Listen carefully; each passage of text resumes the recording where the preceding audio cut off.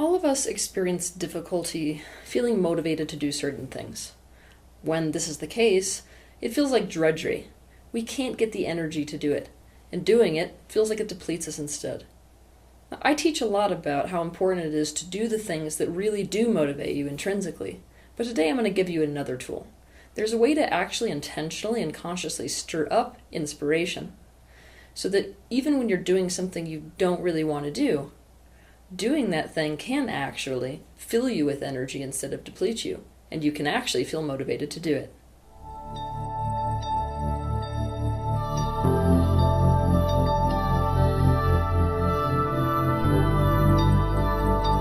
Being incarnated into an individual identity, people are naturally focused on their own best interests. They're naturally focused on whatever gives to them.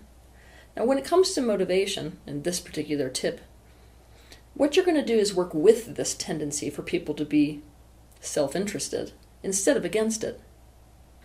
What you're going to do is intentionally find the self-serving motive that would allow you to feel inspired to do that thing.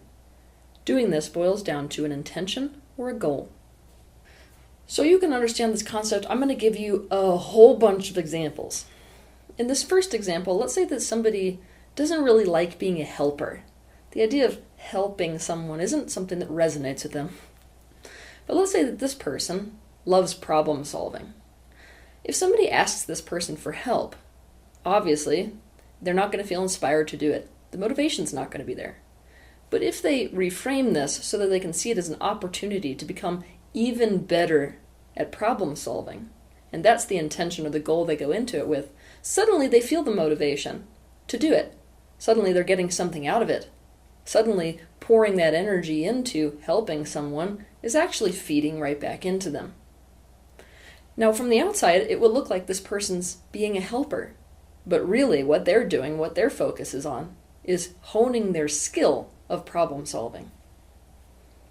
Another example is that somebody might feel completely unmotivated to do errands, but they might be completely motivated to create a sense of autonomy.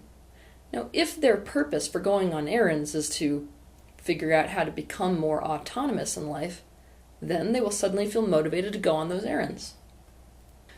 Another example is that a person might feel completely unmotivated to cook, especially given all of the beliefs they have around cooking based on their childhood.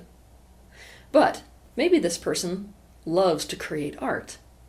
If they reframe this so they begin to look at all of the ingredients that could be included in whatever dish they're making, as if they're artistic elements or artistic mediums, suddenly they're not cooking, they're creating art. Then they'll feel motivated to cook. Another example. A person may absolutely hate conflict. When conflict occurs, they're just like, oh yeah, and that is not happening right now. Whoop. Well, this person might actually find that they're completely motivated towards creating a sense of safety within themselves. When this is the case, they might be able to see that avoiding the conflict entirely is just going to lead to more unsafety, and so suddenly they feel a commitment to staying there for as long as it takes, for the sake of creating, or intentionally and consciously creating, their own safety within social connections.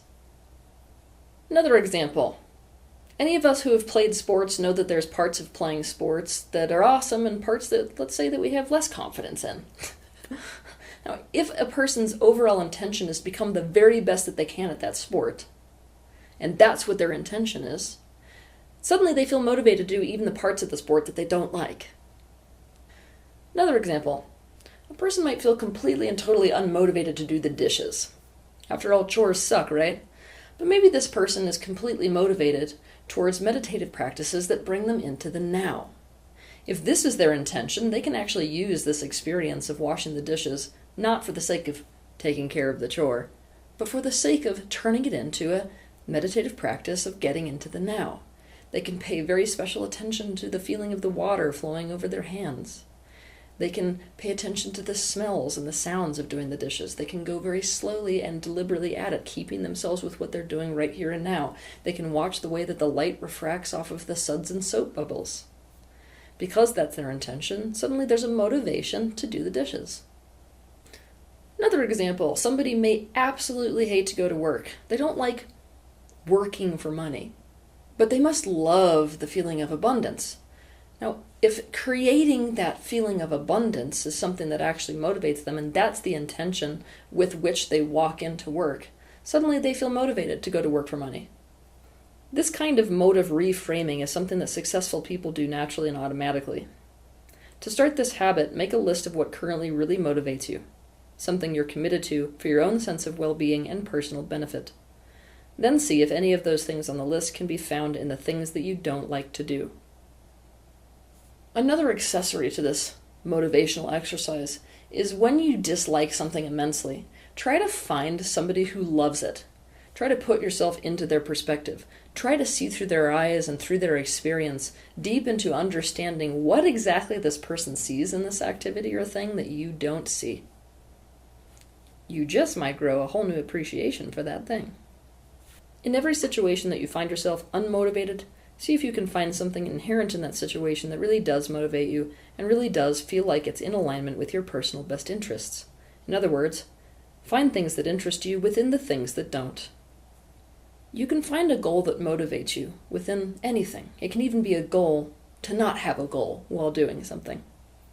When you find a goal or set an intention that really does motivate you, even when you're doing the things that you wouldn't at face value necessarily want to do, doing those things will fill you with energy instead of deplete you.